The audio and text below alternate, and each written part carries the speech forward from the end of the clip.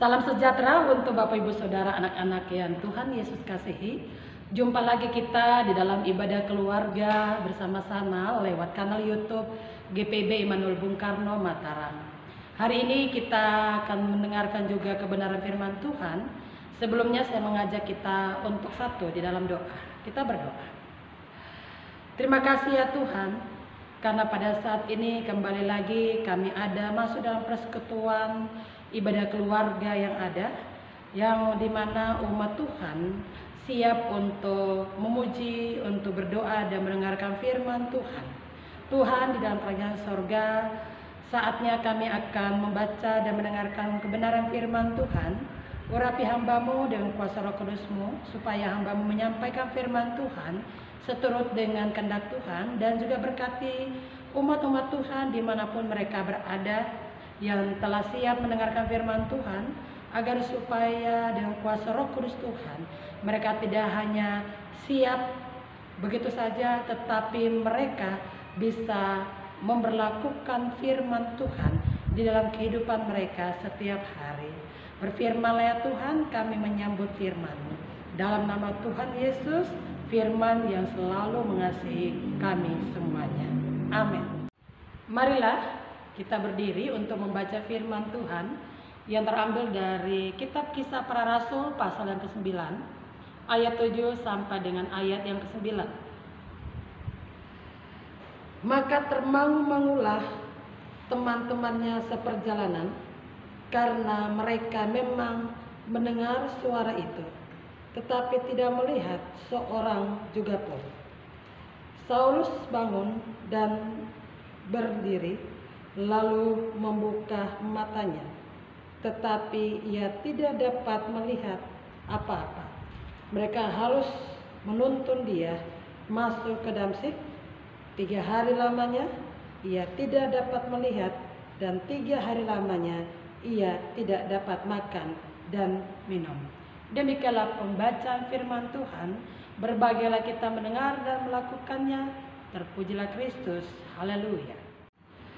Bapak Ibu Saudara anak-anak, dalam renungan kita pada saat ini berjudul Siap Diproses oleh Tuhan. Ada sebuah ceritanya di mana ada sebuah perusahaan di Amerika. Perusahaan ini cukup terkenal dan juga sangat bonafit. Perusahaan ini ingin merekrut tenaga kerja dari Australia. Dan di dalam mereka merekrut tenaga kerja, diterimalah dari sekian banyak orang salah satu anak muda pengikut Tuhan. Dan ketika diproses melewati begitu banyak ujian-ujian yang ada, akhirnya anak muda tersebut lolos, diterima untuk bekerja di perusahaan tersebut. Bapak Ibu Saudara dan anak-anak, anak muda tersebut diterima bukan karena faktor KKN, ya. Karena juga dikatakan ada orang yang di dalam sehingga dia bisa masuk. Ada orang maksudnya yang dia kenal di dalam sehingga dia dapat diterima. Atau juga karena dia faktor bahwa dia punya latar belakang, karena orang tuanya dikenal dan sebagainya. Dia diterima oleh karena dia memiliki kualitas yang cukup baik, kemampuan, keterampilan yang cukup luar biasa, yang handal, yang memang dibutuhkan oleh perusahaan tersebut. Ketika dipelajari dari hasil pekerjaan selama dia bekerja di perusahaan, memang membuahkan hasil, dan perusahaan itu cukup bangga atas apa yang ditampilkan oleh anak muda tersebut. Nah, terkait dengan cerita yang saya sampaikan, di sini juga kita kembali dan masuk dalam perikop pembacaan kita, apa yang terjadi kepada Paulus yang dulu bernama Saulus. Dalam kitab Kisah Para Rasul pasal 9 ayat pertama sampai dengan ayat yang terakhir, bahkan khusus dalam ayat yang ke-7 sampai dengan ayat 9, di sana disampaikan kepada kita tentang apa yang terjadi kepada kehidupan Paulus saat itu. Paulus yang tadinya bernama Saulus adalah penganut ajaran keyahudian Dia sangat taat, dia sangat patuh kepada hukum Taurat Yahudi. Dia sangat tidak senang, dia sangat benci kepada orang-orang, terutama pengikut-pengikut Kristen, pengikut-pengikut Kristus, yang mana bagi mereka, khususnya bagi Paulus, itu tidak sesuai dengan ajaran keyahudian atau masuk di dalam hukum Taurat. Itulah alasan kenapa Paulus yang dulunya adalah Saulus mengejar, memenjarakan, bahkan juga membunuh pengikut-pengikut Tuhan Yesus. Ketika di dalam pengejaran yang ada, di dalam pemenjaraan dan juga pembunuhan kepada orang-orang Kristen, dia melihat cukup berhasil, tetap membuat dia semakin semangat untuk terus melakukan kegiatan tersebut bersama dengan teman-temannya. Apalagi dia menyaksikan bagaimana Stefanus juga dirajam mati dengan dilempari batu oleh orang-orang yang juga tidak senang kepada ajaran Kristus. Bapak, Ibu, dan Saudara kekasih, disinilah Rasul Paulus yang saat itu adalah Saulus meminta surat kepada imam besar di Yerusalem untuk mendapatkan legitimasi, dalam arti supaya ada surat yang sah untuk bisa mengejar, untuk bisa memenjarakan, untuk bisa membunuh orang-orang Kristen yang ada di Damsyik. Dia melakukan pengajaran bersama-sama temannya. Dia berangkat dari Yerusalem yang jaraknya 205 km ke arah ke Damsyik. Perjalanan itu cukup jauh, tetapi semangatnya berkobar-kobar untuk mengajar orang Kristen membuat dia tetap pergi bersama dengan teman-temannya. Ketika di tengah perjalanan, dalam cerita firman Tuhan disampaikan, Tuhan, yakni Yesus Kristus, menampakkan diri kepadanya dengan sebuah cahaya yang bagi mereka tentunya tidak akan bisa melihat wajah Tuhan. Mereka hanya mendengar apa yang disampaikan oleh Tuhan.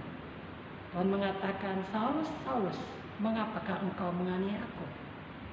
Jawab Saulus, "Siapakah engkau?" "Akulah Yesus yang engkau aniaya itu."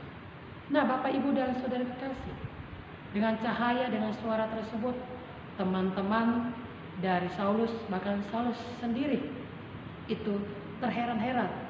Bahkan kondisi Saulus berubah. Dia terbungkuk, bahkan dia tidak bisa melihat selama 3 hari, bahkan lebih-lebih dia tidak bisa makan dan minum selama 3 hari. Dia mengalami penderitaan jasmani yang cukup berat, yang cukup kritis. Tuhan Allah membawa dia dengan teman-temannya untuk masuk ke kota Damsyik dengan tujuan supaya Allah memperlihatkan kepada orang-orang Kristen pengikut Tuhan di sana, inilah Saulus yang akan mau menghabisi kalian, tetapi Sauluslah yang akan saya pakai untuk juga menjadi rasul yang membawa kabar sukacita. Bapak, Ibu, Saudara yang Tuhan Yesus kasihi, dalam perjalanan-perjalanan berikutnya kita bisa mengetahui bersama bagaimana ketika Saulus yang berubah nama menjadi Paulus, dalam kegigihannya, di dalam semangatnya yang ada ketika dia menganut ajaran keyahudian dan berubah untuk menganut memeluk menjadi pengikut Kristus di dalam kekristenan yang ada. Semangatnya juga sama. Dia tetap melakukan pekabaran Injil. Banyak orang percaya. Bahkan di dalam surat-suratnya kita melihat di Korintus, Filipus, Efesus, Filipi, dan di berbagai tempat banyak jemaat-jemaat didirikan oleh karena pekabaran Injil yang diberitakan oleh Paulus. Dari kisah tersebut, Bapak, Ibu, dan Saudara kekasih, kita melihat bersama-sama. Yang pertama, bahwa Tuhan yang kita imani di dalam Yesus Kristus itu memanggil, memilih anak-anaknya, memilih saya, memilih saudara, Bapak, Ibu, Saudara, memilih Saulus, memilih siapa saja hamba-hamba Tuhan itu melewati sebuah proses yang cukup panjang, proses yang memang tidak mudah, proses yang juga harus melewati ujian, cobaan yang cukup berat. Dalam perjalanan Saulus menjadi Paulus, sampai ketika begitu banyak mendirikan gereja-gereja yang ada, umat-umat Tuhan yang ada. Tidak sekali dia dipenjara. Berapa kali dia dipenjara, berapa kali dia difitnah, bahkan juga dia dibunuh, mati syahid oleh karena kebenaran dalam Injil. Kita pun juga harus melihat bersama bahwa ketika kita juga saat ini dipanggil, dipilih oleh Tuhan, kita harus menyadari bahwa memang kita tidak mudah untuk menjadi hamba Tuhan, tidak mudah untuk menjadi umat Tuhan yang lain. Banyak hal, ujian dan cobaan yang kita alami. Namun kita harus lihat bersama, untuk menjadi umat Tuhan, untuk menjadi hamba Tuhan, pelayan Tuhan, hal yang harus kita pelajari bersama, semua yang kita alami dan membuat kita menjadi umat dan menjadi pelayan Tuhan, itu karena anugerah Tuhan. Bukan karena kemampuan, bukan karena kehebatan, tetapi karena anugerah Tuhan. Hanya anugerah Tuhanlah sehingga Saulus menjadi Paulus, yang tadinya membenci penuh ke Tuhan, menjadi sayang kepada umat Tuhan, bahkan menjadi rasul Tuhan. Begitu juga dengan kita. Kita harus menyadari bahwa kita sampai sekarang ini berada menjadi pengikut Tuhan, bahkan juga melewati sebuah ujian dan cobaan yang ada. Kembali lagi, itu karena campur tangan Tuhan, karena kuasa Tuhan. Tidak ada seorang pun, tidak ada sesuatu pun yang bisa menghalangi rencana Tuhan. Kalau Tuhan sudah turun untuk bekerja di dalam mencari, bahkan juga membentuk seseorang yang diinginkan oleh Tuhan menjadi rasulnya, menjadi umatnya, menjadi pelayannya, atau menjadi muridnya sendiri. Itu hal yang kedua. Itu hal yang pertama. Hal yang kedua adalah Tuhan juga melihat ada semangat, ada sesuatu yang sangat penting yang dimiliki oleh Rasul Paulus, yakni semangat berkobar-kobar ketika dia taat kepada hukum Taurat. Dia begitu semangat untuk melakukan sebuah kebenaran di dalam hukum Taurat. Begitu juga ketika dia sudah menjadi rasul, Tuhan ternyata tidak salah pilih. Semangatnya juga tetap sama, bahkan tambah bersemangat dengan kuasa Tuhan Allah sendiri. Dia terus melakukan pekabaran Injil. Begitu juga dengan kita, Bapak, Ibu, dan Saudara. Tuhan memilih kita sebagai umatnya, sebagai pelayannya, karena Tuhan mengetahui, Tuhan melihat ada sesuatu yang lebih dalam diri kita untuk dipakai menjadi pelayan, untuk dipakai menjadi umat Tuhan dalam menyatakan kesaksian, membawa berita kebenaran Injil bagi setiap orang yang ada. Ini yang harus kita lihat bersama-sama. Jadi dua hal inilah yang harus kita pelajari, Bapak Ibu. Yakni yang pertama, itu karena anugerah. Yang kedua, karena ada sesuatu, yaitu semangat. Bahkan hal yang lain yang Tuhan lihat dalam diri kita, sehingga kita dipilih, kita dipanggil menjadi bagian untuk memberitakan Injil. Ingat, Bapak, Ibu, dan Saudara, Tuhan tidak inginkan kita untuk hanya memperoleh keselamatan dari Dia, tetapi Tuhan inginkan dari kita semua untuk supaya kita menjadi pengikut-pengikut Tuhan yang berharga, yang berkualitas bagi Tuhan dan juga bagi sesama yang ada. Hari ini juga tanggal 21 April adalah hari Kartini. Mari kita ambil sisi positifnya dari perjuangan Kartini yang ada, yang mana dia boleh menerobos tentang perbedaan gender. Di situ perjuangannya untuk supaya para kaum perempuan juga berhak mengecam atau menikmati bangku pendidikan, punya hak juga untuk bisa memiliki kedudukan bekerja yang lebih baik di tengah-tengah pemerintahan dan masyarakat yang ada. Dia mendirikan banyak sekolah-sekolah sehingga banyak orang sekolah, khususnya perempuan-perempuan yang ada. Begitu juga kita belajar ada semangat Kartini, kaum perempuan yang ada. Marilah kita terus bersemangat kesulitan, masalah, tantangan kita hadapi, itu harus kita hadapi dan kita lewati dengan baik. Dan mau tidak mau kita harus lewati.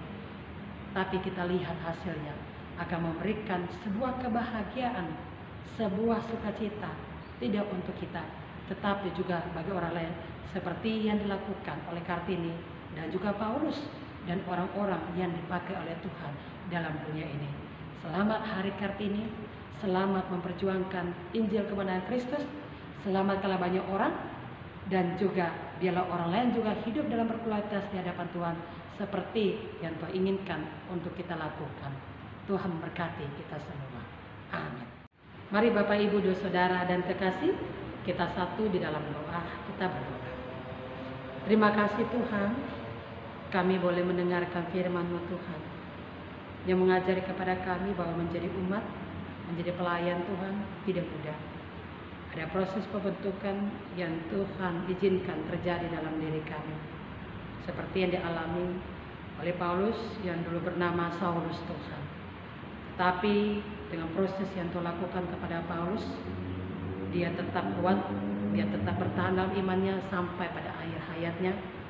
Dan tidak hanya itu, membuahkan hasil banyak jemaat-jemaat umat Tuhan yang juga terbangun di dalam kehidupan mereka, percaya dan menerima Tuhan Yesus sebagai juru selamat mereka.